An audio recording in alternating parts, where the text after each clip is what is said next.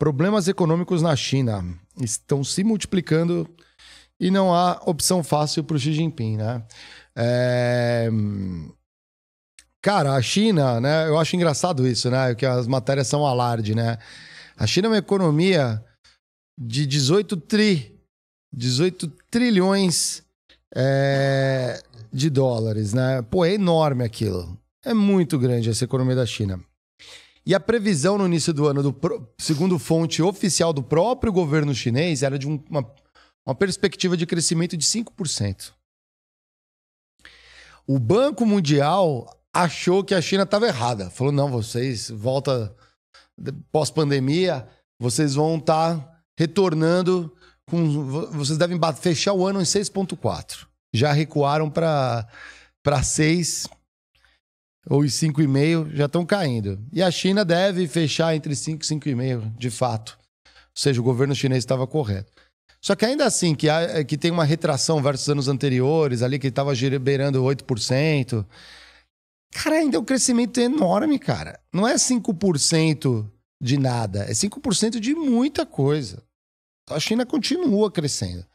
Só que quando eles estão desacelerando esse crescimento, é o mesmo efeito que a gente já viu em outros países, Japão, e eles estão passando por outras crises internas. Posso fazer uma pergunta? Manda lá. Até quando... Vou fazer uma pergunta absurda aqui, hein? Você não precisa responder, até porque não... Responda aí no chat certa. Quem souber. Até quando vocês acham que o mundo suporta um crescimento de 6% ao ano da China? Até que ano? Estamos em 2023. Puta, até 2060, 6% ao ano o mundo colapsa. Que ano que é esse pra você? 2030, já tá muito perto. Na minha cabeça é muito perto. Qual que é o certo? Você acha que se crescer 6% ao ano até 2030, não comporta 2050 talvez, não sei, eu não tenho nem ideia. Eu nunca parei pra refletir sobre isso. O que você acha? Cara, deixa eu dar um dado pra você. Segundo o censo do Brasil que saiu, existem 10 estados brasileiros que possuem mais...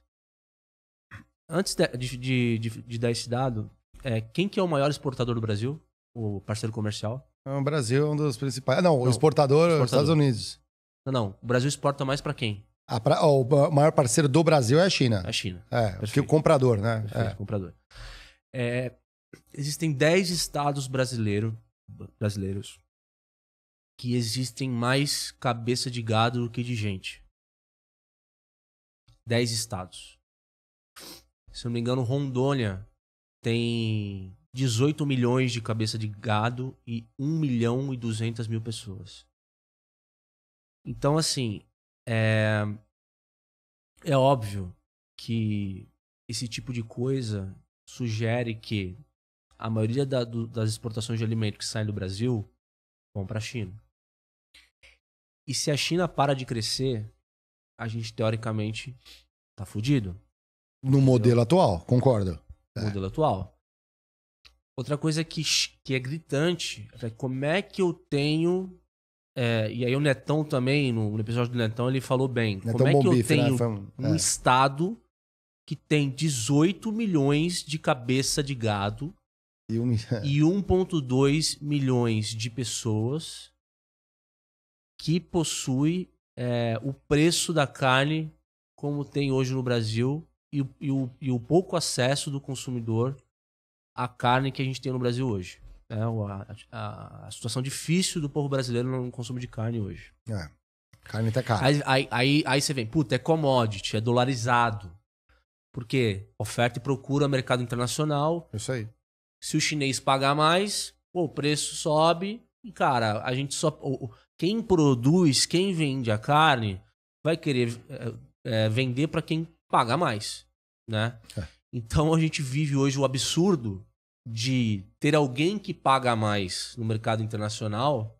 A gente cria os boi aqui dentro de casa e vende para quem paga melhor lá fora e fica, em resumo, o povo aqui, a maioria do povo fica sem comer.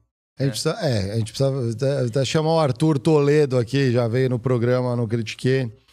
para comentar, ele é pecuarista também. Mas aí deveria ter uma reserva de mercado, né?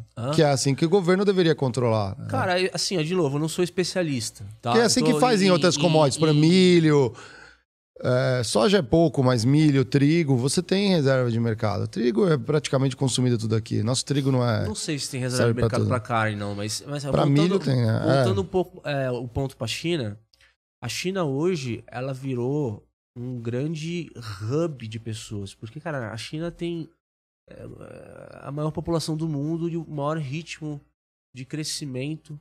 E é uma população milenar. Então, assim, se vier uma recessão na China, cara, toda a economia brasileira que é baseada em commodity vai pro buraco junto. Os Estados Unidos vai pro buraco junto. Mas fica tranquilo, a gente tá desindustrializando, né?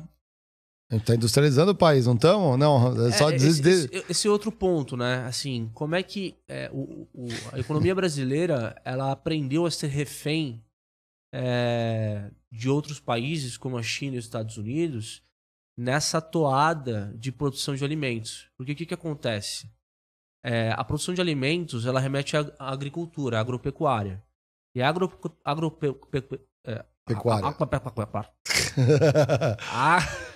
Isso aí é os caras mordendo a gola da camiseta quando você fala. A agropecuária, cara, é uma parada que é tipo assim...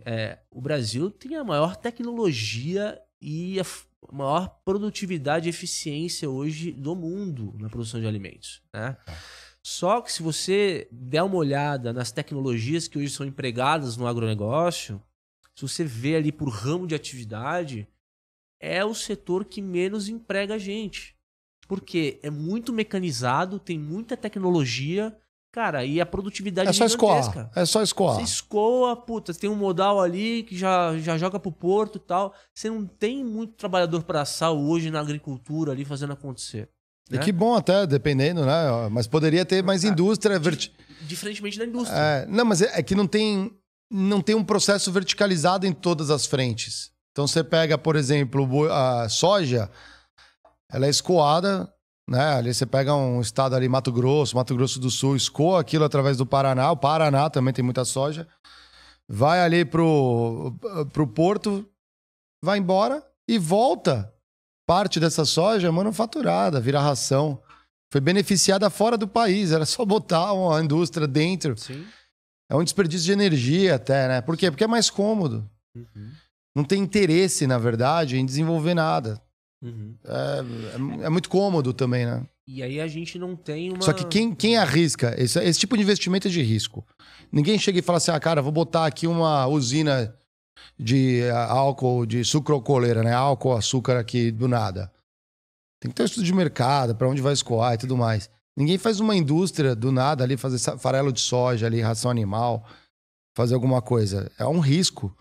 Por quê? O cara fala, vou abrir uma indústria aqui. Primeiro, olha o custo de capital que está no Brasil.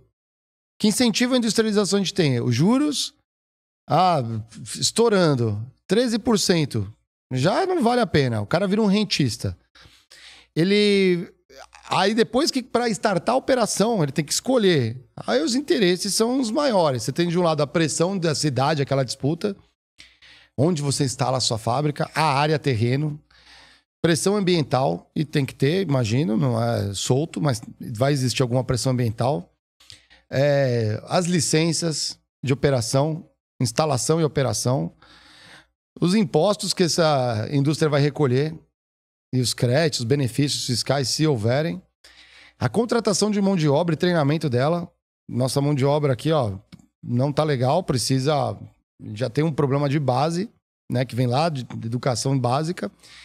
São todos componentes que não são tão atrativos para investir nisso. Eu só vejo uma entidade que é super criticada para começar a industrializar, que é o governo.